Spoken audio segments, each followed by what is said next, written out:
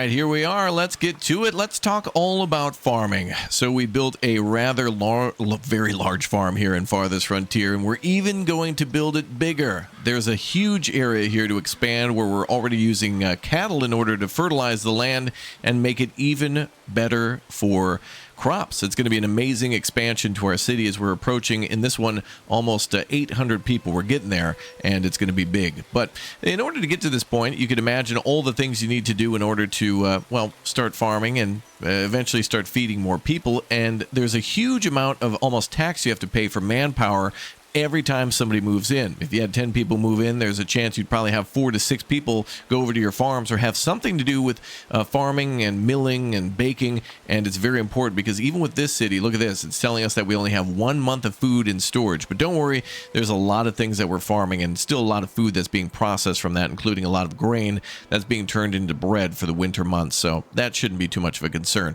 But what do you do when you first get started in Farthest Frontier? When should you start farming? Well, in my opinion, it's pretty much after you've maxed out on all of your current deposits in your small city for deer and foraging and fishing. So over here, we started our first city up here, and I started to immediately gather all the hazelnut bushes around here and all the nuts and other types of like eggs and fish that were also present in the lake. And once we started to get those resources harvested each and every year, I then started to import a little bit of things that we needed for food.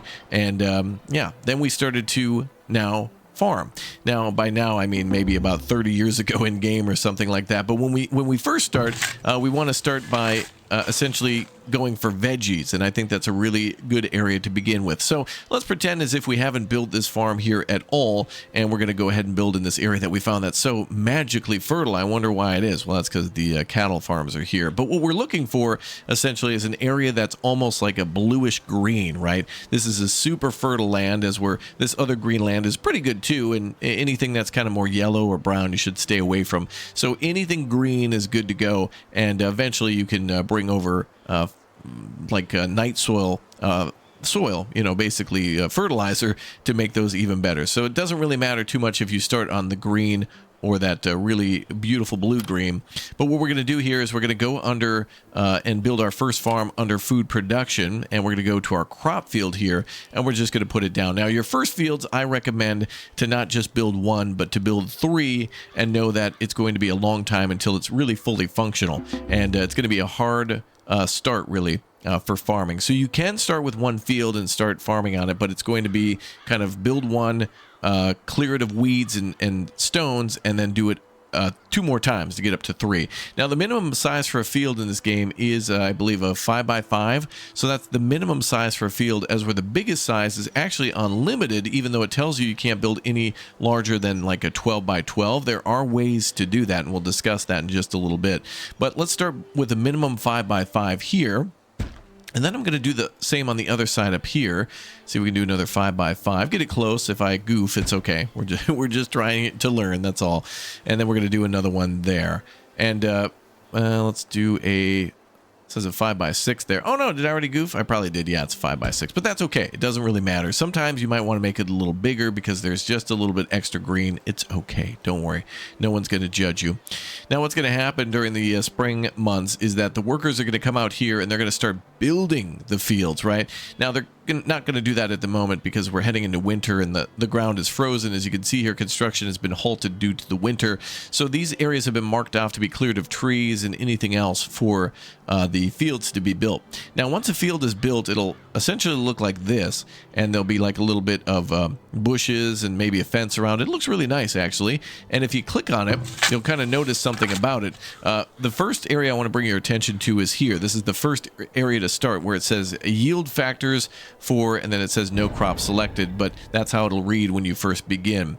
Now, one thing to consider is also the soil mixture type for your crops, and there is sandy and clay soil, but that doesn't matter so much as fertility at the beginning, but we'll get into that a little bit later. Now, you can kind of tell in this game where sandy and clay soil is based on where there is clay and sand. So if you find a deep clay deposit nearby and you build a farm field there, the soil around that clay deposit is more than likely going to be more heavy towards clay. In fact, we have a clay deposit right there, so you'd imagine that the fields that we build here are also going to be heavy for clay. If we build somewhere where there's a lot of sand, for example, which is just on the opposite side, like down here, then you'll find that the sandy soil is more present around there. I think these are deposits around here somewhere. There we are. A sand pit there. Now, these could be pretty much everywhere, although I do find sand pits around mountains and at the bottom of mountains more, but sand pits can be pretty much anywhere, and it's the same for clay. Sometimes I found some in the mountains too. So clay and sand are also important, and this is like the most detailed game I've ever seen for farming like that. Ostriv and Manderlords do some things too for fertility, considering like things like different types of nutrients in the soil, but here it's just fertilized or not, and then clay or sand. So once the workers come over here, you can of course modify how many people are working by going through professions, and maybe for the first couple of years you still want people focused on fishing and hunting while you get farming ready. You can always turn the number of farmers down. Right now we have 69. Nice. 69 people associated with that, and farming takes up a lot of labor. So you just saw that pop up there where it said your labor shortage is full. During the winter months we can turn these off or turn these down, and it's pretty helpful when you're first building a field, because there's not really, you don't really get anything out of it by building it quickly if it's out of season. So right now, I mean, nobody's going to be able to work here. If we had nobody farming at all and I didn't have farmers started, yeah, they're not going to be able to do anything, so you may as well unassign them. But if you can get that done, I think ideally, if you get it done like early autumn, if you start it and get it done right before winter, before they freeze, that'll be all good. And then you can assign some crops and they can start clearing it of weeds and rocks for the next year. So once your fields are done, it will take a long time for them to be able to bring the weed level down and the rock level down through assigning them thusly. So what we're going to go ahead and do is pretend as if this field is completely new and that we've not done anything with it just yet. So what we're going to want to do is take a look at what I mentioned before, the 3 areas down here for fertility, weed level, and rockiness. Now, rocks and weeds are going to prevent us from getting a higher yield because they're going to strangle the land of viable soil, and the weeds are going to steal like the fertility and the nutrients from the land, so you want to get rid of those. And you can see here that there's an impact on the yield. So because weed level is down, we actually produce a +6 more on the yield, and it's the same with the rocks, a +5. Like there's more yield for that. Now there are crops that will actually fight against the weed level too, but the first thing you should do is tell your people to immediately start working the land. That option down there where a man is tilling the ground with a hoe, setting farmers to perform field maintenance instead of growing crops provides a chance to reduce weed levels and remove rocks from the fields. I think you should do this for about maybe a year and a half, which is almost like 2 years. So what you might want to do is just for the first year or two of your fields, once they're done, have everybody who's building it get them right back into the field and start removing all those rocks and all those weeds. And luckily, rockiness, I don't think it increases at all or very much after you're farming. It is possible for maybe in real life for rocks to return, because as the fields are still being cultivated and tilled, more rocks can surface from the land still being worked that way. But in this game, I don't think that it'll return, and if it does, it'll be very minimal. But you're still going to be wanting to do this once a year. Now, let's just say that you finished all of your crop preparation, right? You're ready to start growing all the crops in this field. You're starting on vegetables. I think that's a really good area to begin. Greens and vegetables. So you can go ahead then and start clearing all these out. You can click on what you want to delete here. Click on the box and then this little clear selected crop. This is basically going to unassign farmers from doing that. So now we've worked, it's been like a year or two, and now we're really ready to start reaping the benefits of these guys still working the fields.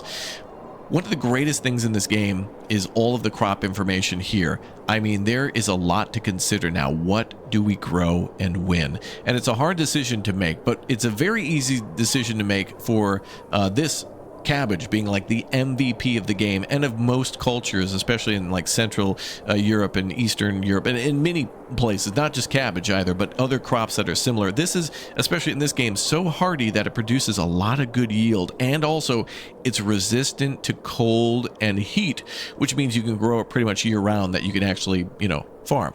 So it's a good early year crop where you can grow it and it'll be resistant if it's very cold in the early months. It's also very resistant to heat, so it's great for the summer months, especially if there's a drought. And it's very good, again, back to frost, where if you have a late harvest and it's starting to get cold and you have like an early winter, you can actually like still continue to harvest it. So it's crazy. Very, very good. It's also, like as you see there, resistant to the drought. It's also resistant to rocks, and it actually suppresses the weeds a little bit too. So it's like the MVP of crops. You probably want to put cabbage in cabbage in every field. Every single field, you should probably be growing this at least once in your cycle of 3. So keep in mind, these 3 here is a year. So this is basically spring of year 1 all the way to the left, all the way to winter. Right about where the S is right there, that's pretty much where it cuts off. So if we put this guy tilling here, that's pretty much the last month there is to work the field until they can work it no more. That means there's no harvesting going on. The crops will die. Everything will wilt or die or be killed by the snow or whatever. So you must be done by about where the S is there in the text. And so what's a wise idea then for your first year is cabbage, no matter what. And cabbage, if you look here, there's a meter here where it says soil mixture for, and then no crop selected. If we click on the cabbage now, this will update and show a yellow and a white bar. So the white bar shows the current soil bonus, target soil bonus, and the yellow shows basically where we I think are right now. So as you can see here, these arrows, I can turn these left and right, and we can actually order different types of soil to be brought to this field to be mixed in. So right now we kind of have a sandy soil, although it's kind of, it's a little clay soil, but it's more sandy, right? And that kind of contradicts what I said earlier about the sand, because there is a clay deposit up there. But usually I find it that way. And honestly, usually, even if a field is directly next to a deposit, it will lean one way or the other. Like, it's not too big of an effect. If I try to build a field literally next to this clay deposit, it's not going to be all the way to the left or all the way to the right. Usually it's like right about here farthest to the right, or here farthest to the left. But anyway, it does mean that you can mine sand and mine clay and put it into your field slowly and slowly. Now, sometimes you just want to lean a little to the left or right, because the crops that you grow will like both sand and clay. But what it does seem to be to me is that crops like root crops like carrots or turnips, they like a little sandier soil. So if you see here, that's going to be a little bit more to the right side on the love of sand. Wait a minute, hold on, let me just double check here. Okay, so this is where we are currently. Oh, I'm sorry. No, hold on. Let me restate that. My bad. This yellow bar is where we want to go. This is giving orders to put more sand in here. It's the green that we're looking at behind there. That's where we're at. So the marker yellow is where we are wanting to go. The white is where we are. So, for example, we could bring this a little bit more towards the center by delivering 20 sand. So that would bring, this into the yellow for something like cabbage. So the more clay-like soil here, where it is leaning a little bit to the left, so that green marker and where we are perfect for cabbage. Like, it's right in that green area. And we could maybe add a little bit of clay to bring it further to the left, but we're pretty much right there. There's no change by adding any sort of clay to that. So we're right within the green. But going back to what I said about carrots, that's a little more to the right. And it's not those lines again, it's where the green is. So we would have to add, maybe if we wanted to be more appealing to carrots, we'd have to add 50 sand just to bring it up 10%. But then that would hurt maybe the cabbage a little bit, maybe. So anyway, it doesn't really matter. If you're within here, you can still kind of bring it around. If you're trying to grow certain crops, you can always keep them more towards, like clay. So you can find crops that are a little bit more loving of clay soil. Here we have beans, and here we have peas. And if we click on each of those, you can see that peas and cabbage kind of lean a little bit more towards clay. So those would be perfect to grow together. And then also turnips and carrots, and also maybe a little bit on the bean side. They're a little more lenient, but those would be perfect to grow together as well. But it's not set in stone. I've done all of these crops together and they all work pretty well. And keep in mind that you could also grow cover crop, like for example clover. So you can grow clover to get some of the nutrients back and suppress weeds. And clover, it grows in anything. Like, don't even worry about it. Clover will grow like mad, and that'll be just fine. So it's a great way to replenish your crops. So for this field here, here, ideally, let's go ahead and set this up for the current soil type, and then we'll try to do one for sand. So this is more of a clay soil. So what we might want to do starting this first year would be to start with cabbage, and then we could do cabbage again. Then for the next year, what we're going to do is we're going to have them do a cover crop of clover, and then because beans like a little bit more, let's see, is it the clay soil or is it the sandy soil? Who's who?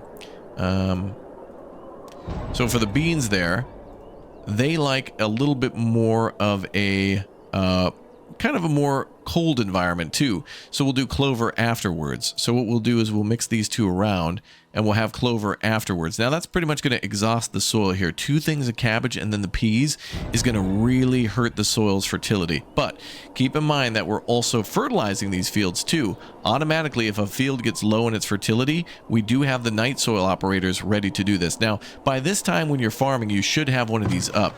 These compost yards, these people are essentially going around with buckets and wheelbarrows to people's homes to pick up, well, night soil, which is essentially fecal matter, right? They're picking up human waste and they're bringing it here to compost with other things too, thrown out, extra whatnot, like organic material. And they're bringing it here and it's decomposing. And then there's an option here called auto compost, and it'll start with the lowest fertility on the smallest field, and you can always make changes to that. There's a lot of options there, but essentially any of these fields that get low in their fertility, they'll come over and fertilize. So it's going to be one more thing in our defense against low fertilization. So even though the clover probably won't help very much, it certainly will help. Multiplied by the number of fields we have or want to make, that's going to make a huge difference. So you should probably do clover maybe 2 times in your rotation. So we have cabbage again. That's going to be a huge boost to cabbage. Or actually, what might even be better would be cabbage and then beans that first year, because it'll be a little bit warmer. And the reason that is because we'll have so many greens that it'll be good for us to diversify. On our list here, vegetables are considered to be different. If it's a cabbage, you can see it there at 325. It's the one that looks like it's next to a jar of pickles. And then the one on the left is beans and peas. Those are considered to be the same. So that'll give us 2 different diversity there, which equals like multiple food types, which could increase happiness and population and things like that. You don't have to do that. If you're just trying to feed everybody, you can double down on cabbage for a couple of years. But here, this is perfect. So we have one type of greens, another type of green. This one here, the beans are good for frost tolerance, so those are good early. And then we go right into clover, and then I think we could even work the land here. Would we be able to do that in this year? Yeah, we could even get rid of weeds and any sort of rocks that popped up, even further fighting all that. So perfect. So we return fertility to land, then we get rid of rocks, we mix those around. It doesn't really matter too much. I like to put clover pretty much like at the beginning of the year or in the middle, but that's all good. And then after that, we want to go on to our next year, where again we're going to do clover to get that fertility back. And yeah, crops can even be lost to disease. Hold that thought real quick. This is important to mention too. Crop rotation is also very important because of this crop disease. And if we click on this field, and this is why we're trying to do a big diverse setup here, this is a way to resist the diseases in this game too. Not only can people be diseased, but the fields. That's crazy. So this field here is growing beans and peas and also cabbage and buckwheat too. So it kind of, yeah, I've kind of figured that out before. So this is having problems with something called powdery mildew, and that'll affect the crop at 8 to 40% at peak. And also there's a spread chance and all these other things. This is why you want to diversify your fields, even if they're next to each other. So there's a lot of factors to consider. So when you're making your fields, we'll talk about it in just a second. The way to resist this, though, is through field work like this and also crop rotation. So the way to get rid of that problem will be, even after these crops are done growing, it'll be a problem for a couple of years. But clover, working the land, clover again, and then cabbage, because it doesn't count as a whatever these are, whatever the crop type is there. Well, technically these are, as the game considers it to be, a bean vegetable, and cabbage is just cabbage. So these will not be affected by that. So they basically have 2 years to fight that disease, and then also working the land also helps to fight the infection too. I think if we click, or if we hover over that, I think it'll impact fertility. and it doesn't say anything about fertility dependence, but because nothing else is growing there that can be infected, it only helps the infection. So this will go down. So by setting up this field that way, it'll really help all the fields around it. So the next field that's up here, we might want to make sure this is not growing cabbage at the same time as the other one, although cabbage is best grown in the spring months, but these fields are also smaller. So if there is an impact to the output, the yield here because of disease, and maybe it'll affect another field, it's only going to be 2 small fields, and you get real risky when you start building these big ones. But it's important for grain and cabbage later on. But going back to what I was saying about setup, let's return to that thought again right here. So then you might want to grow something that's completely out of left field. So something like rye, which can be for your bread. Same with wheat too, or buckwheat. And you can even maybe grow some stuff for your animals, like, well, actually grain is good for that too. You can think about that going towards your chickens or your goats. Hay is also important too for your cattle. And so you can think about that, or even flax. And flax there is a kind of more of a cash crop that's used for making linen. Flax can be turned into a fabric known as linen, which then is used for your clothing, although that likes a little bit more sandy soil. But it could be something to prevent disease. So maybe you won't get as much flax as you want, but you could think of this as a profitable cover crop, or like clover, to then fight against any sort of the diseases there and any sort of like fertility damage. In fact, you can see that it only hurts the fertility of the land a little bit, has no weed suppression, but it can grow like no problem. So it's something you'll set up a little bit later after you want to make clothes, or you just get flax and try to store it. Now, flax is it's an organic material, so flax will rot too, and everything in this game will rot. But the goal is always to make more, way more than what you need, knowing that you're kind of paying like a marketing fee for that. Now, in addition to that, one thing to note is that fields can expand, and you can build a bigger field or even an oddly shaped field, and or a field bigger than 20 tiles. So over here, for example, this field is like a, I'm not exactly sure, maybe this is a 8 by like 20 or something like that. But I essentially took a road out from between these 2 fields and deleted one field and expanded another. So you can get this by clicking this here, the expand crop field. So you can't connect fields, but what you can do is, like, for example, here, we can delete this field, right, like this, and then we can take this road out here, and then we can ask our farmers to expand this field, and then we can do one major crop at a time. Not really advisable, because, you know, you want that diversity in there to, you know, you want to be able to have multiple fields, like rotating crops. So like one will be cabbage, one will be beans, one will be carrots. And if they become, if there's a drought or if there's a disease, it won't impact the fertility as much. So then our people are going to come over and expand that field. Now there's actually an apiary there, so I think they'll build around that. I don't know. This is for monkeys or something like that. I don't know why they call it an apiary, but clearly you can hear them. Yeah, that sounds like monkeys to me. So you can clearly hear them in there monkeying around. But yeah, then you can see there that it's going to take about 4,000 like man hours to adjust that or something like that. I don't know. Whenever a group of people come here, they start working the ground, and you'll see that number ticking down. So then that'll be you know, done, and then they'll grow some crops there. So that's another great thing to do. I think I've also made like an L-shaped field. Yeah, over here. This field here is like a kind of an L shape. And it grows hay and cabbage. So you'll have to experiment around with those things. But this is an incredibly diverse system, and you might want to like pause for maybe a little, just a little bit of your time to, you know, when you're playing, to look at all these things and find out what crops are best resistant. You'll just kind of in your mind want to group some as spring crops and like winter crops, or like when you'll harvest them. Like the beans are usually grown in the summer, so that's something you're going to want to harvest like around the traditional harvest time. You'll have your spring and your fall harvest. So peas are something that you're going to want to maybe grow first and then do a cover crop. So peas will be your first vegetable available for the year. And at the beginning of spring, there is always a big deficit of food. And why that is because, well, by like November and October, all of the harvests are done. And so everything is usually eaten by like January, February. In this game, March is really when the spring begins. So right now it's, as they say, mid-spring, moderate temp.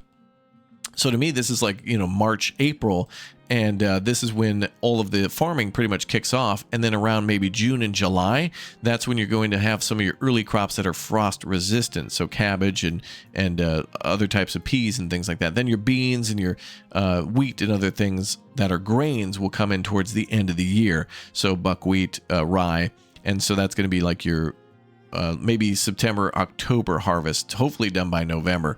So it takes a lot of manpower. You're going to want to do a lot of diversity, and you're going to want to make sure that your crops are kind of, you know, the same but different. Like you can absolutely have 2 fields making cabbage a year, but then you're going to want to have that break off. You don't want them like mimicking each other exactly.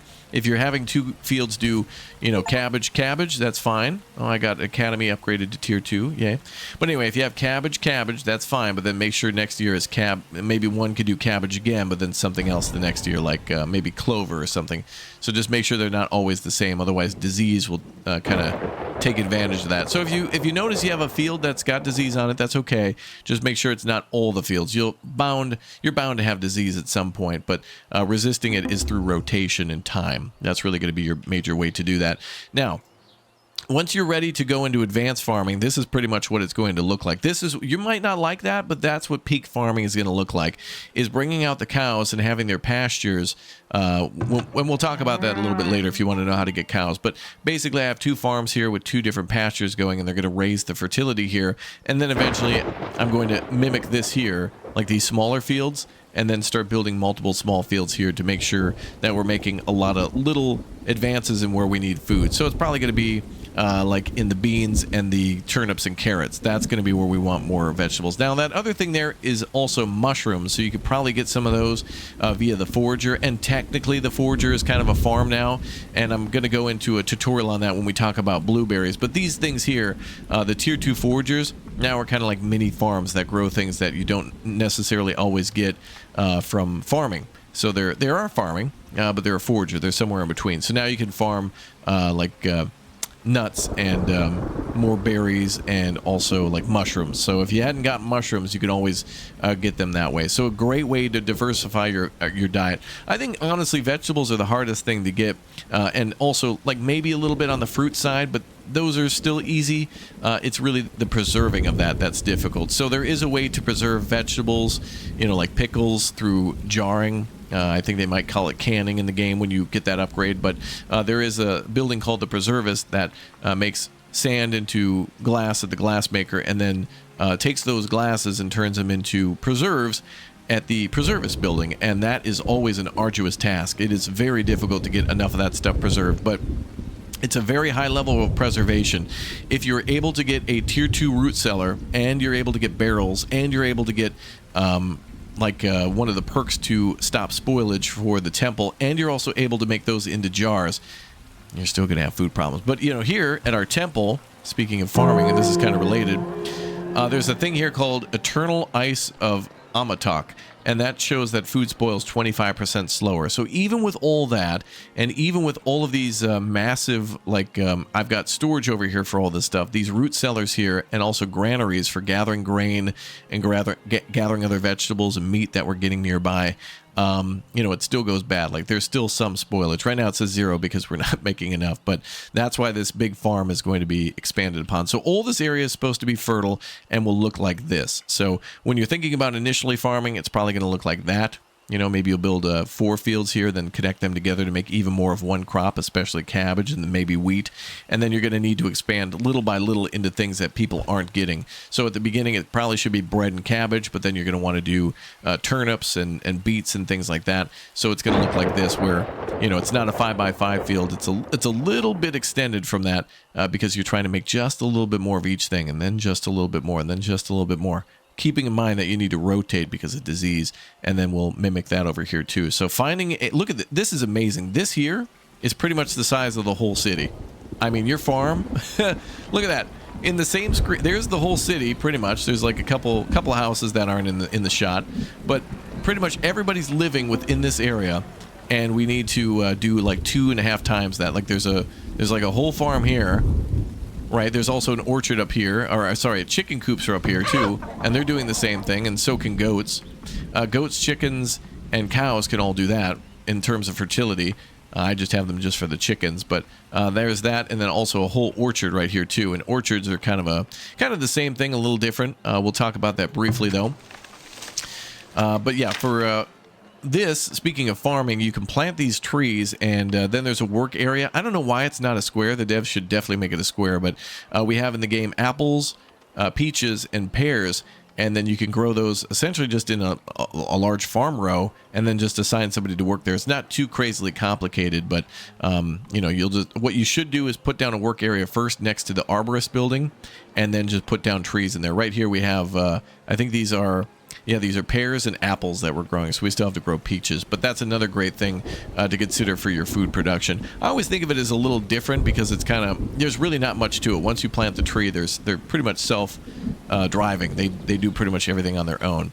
But farming is a little more intricate, and yeah, you can see how much space that's going to take. I probably would do another orchard here, but we do have lots of deer here, so I haven't expanded. So always make sure when you grow your farming, don't move any of the animals and stuff out. Keep you know, farming them too, even though you got cows. We can get a lot of beef from those cows, but we'll talk about livestock a whole nother day. All right, wow, what a crazy amount of details for this game. If you have any other questions, like how do I make blueberry farms? I noticed you got some blueberries there. How did you make blueberry farms? How do I get cows? Well, again, make sure you sub to the channel. Turn on that notification bell because we got a lot more to talk about, including advanced foraging and making little blueberry farms. More to talk about on military and fortification and building like big O towers and armies and whatnot. You can see I got some big O armies down there, and how to keep things strong and keep everyone fed. There's also day one survival tips on the channel too, as well as some other things related to trading and how to get some more end game items and some other things you might be looking for. So anyway, make sure you sub to the channel and share any other tips and tricks you have down below for everybody, and mention anything I may have missed or what you want me to cover in the future. That's all for today for Farthest Frontier. Thanks very much for joining me. I hope I answered a majority of your questions related to getting started to farming. I know it's a lot in such a short time, but it's certainly a very important thing that will keep your city growing. All right, well, I've got to go. You take care, and I'll see you all next time. Goodbye, everybody.